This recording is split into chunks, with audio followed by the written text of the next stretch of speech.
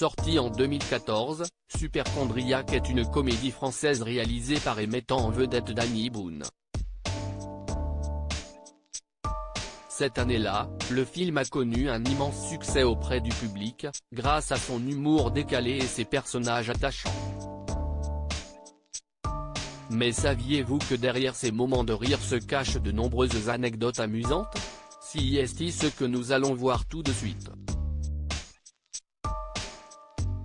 Superchondriac, un film sociétal après Bienvenue chez les Ch'tis en 2008, Kad Merad et Danny Boone occupent à nouveau les têtes d'affiche de Superchondriac.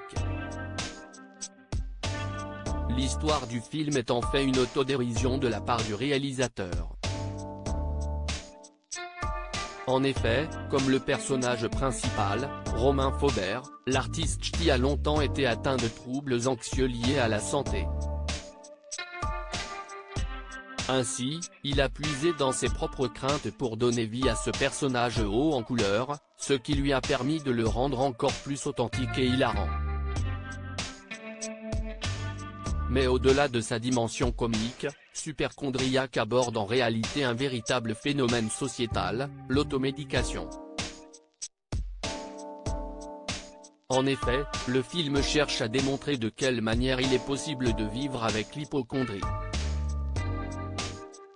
Danny Boone explique que son objectif était de mettre en évidence les difficultés des relations humaines au sein de la société pour un individu malade comme Romain.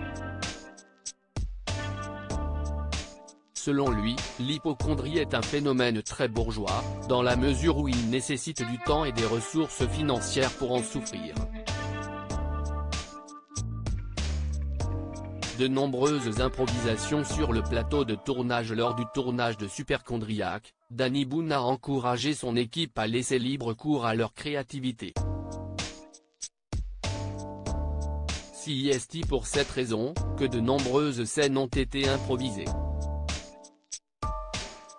Les acteurs ont pu exprimer leur talent comique en ajoutant des répliques spontanées et des gestes loufoques, ce qui a contribué à l'authenticité et à la fraîcheur du film.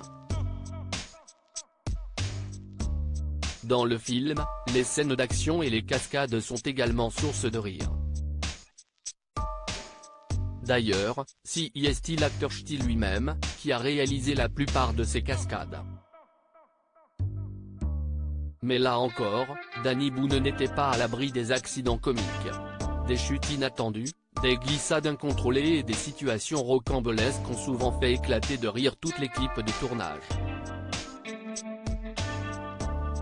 Ces moments d'imprévu ont été conservés dans le film, ajoutant une dose d'humour supplémentaire à l'histoire.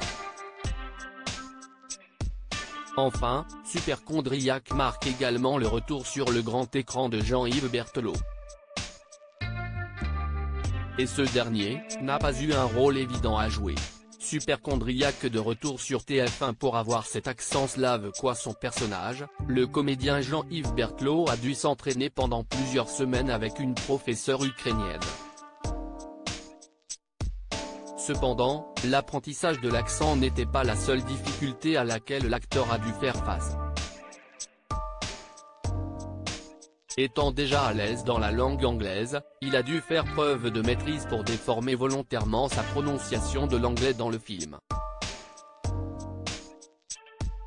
Si vous souhaitez revivre cette comédie et vous divertir en compagnie des talentueux Danny Boone et Kad Merad, rendez-vous dimanche 9 juillet à 21 h sur TF1. Préparez-vous à être transporté dans un univers hilarant et à partager de bons moments de rire.